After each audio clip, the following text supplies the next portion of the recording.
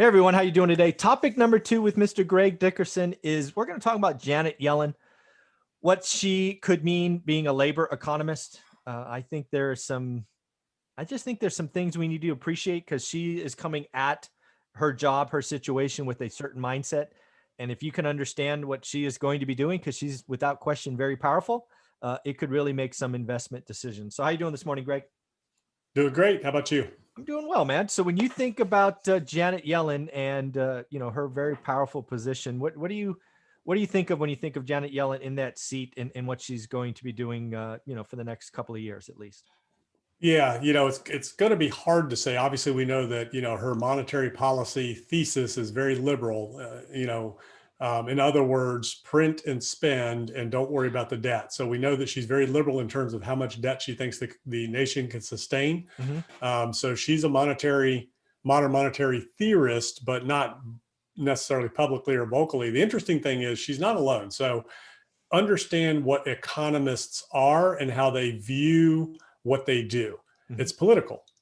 Okay. They're not capitalists. They're not entrepreneurial. They're political. So they're viewing everything through a political lens, not necessarily through an economic lens. And they're viewing things through the policies of the leaders that they serve versus what's real on Main Street. Because most of these economists have never created a company, never created a job, and have never created money and created opportunity. So they have a very different perspective than an entrepreneur does, than a business individual does, and things like that. So what her viewpoints are and what she wants to do and thinks are going to be the results of the actions oftentimes are not where things need to be focused and what is going to really make a difference and make an impact out on the streets.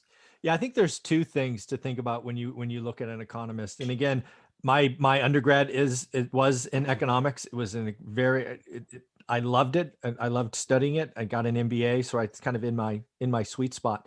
Every economist I've met, and I've been lucky enough to sit in many different sessions, never with Janet, but with other powerful economists and hear them talk. Every one of them, without question, kind of has their number one thing they track. And if you can figure out what that is by them either telling you, some will tell you, others won't because they know it's a bias. It's an unnatural bias. But Janet Yellen's very clear. She's publicly stated that she's a labor economist. So what does that mean to our economy? That means Janet Yellen is going to be ultimately fixated on job creation. Right. But see, the problem is politicians don't know how to create jobs. They're not job creators. She thinks government can create jobs, and government doesn't create jobs. Government creates bureaucracy. So, and here's just an easy analogy to, show you what I'm talking about. So when this happened, all of the Treasury and Fed and, economic officials came out and economists, and what'd they say? Well, let's throw trillions of dollars at the stock market. Did that create a job? No. Did that create one job? No.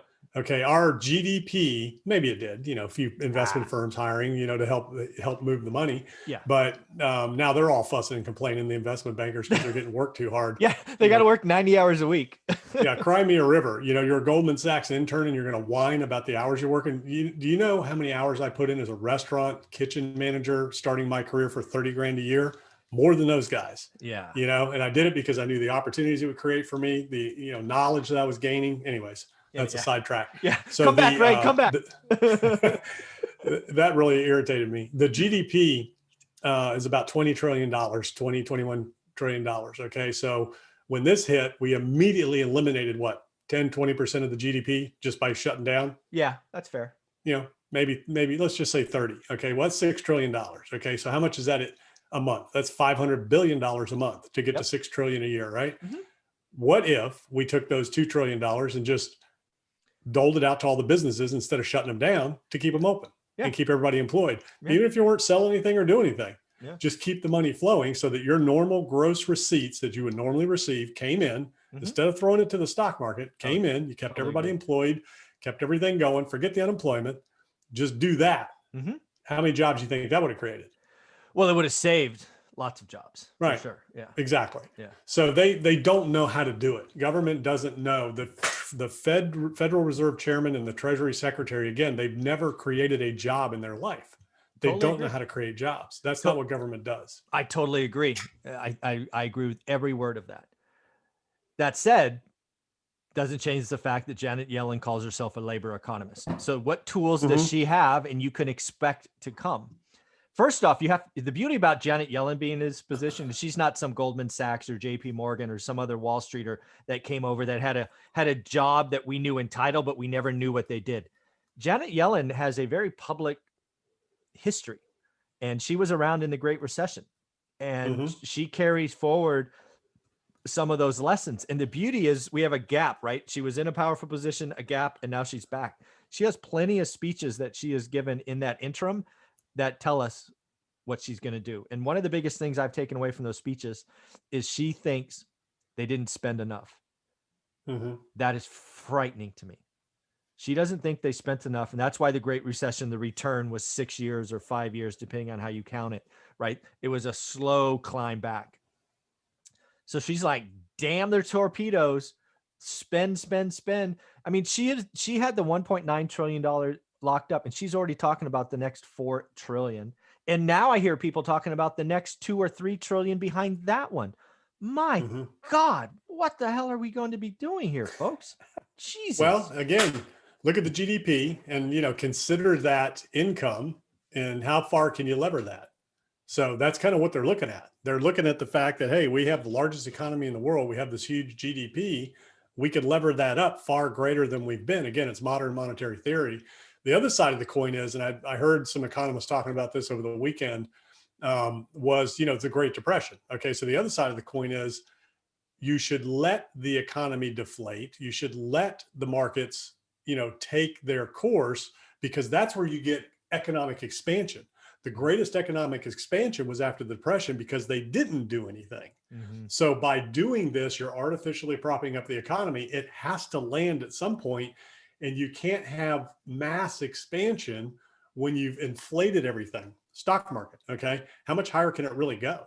At this point, how much more upside is there really? Real estate, okay, you're already getting pushback in the housing market, you're already getting pushback in the commercial market, because again, at the end of the day, you got to be able to service the debt Yeah. when you're buying a property. So you can only push it so far, and we saw rates get about as low as they can get, so assets were as inflated as they could possibly be. So Yeah.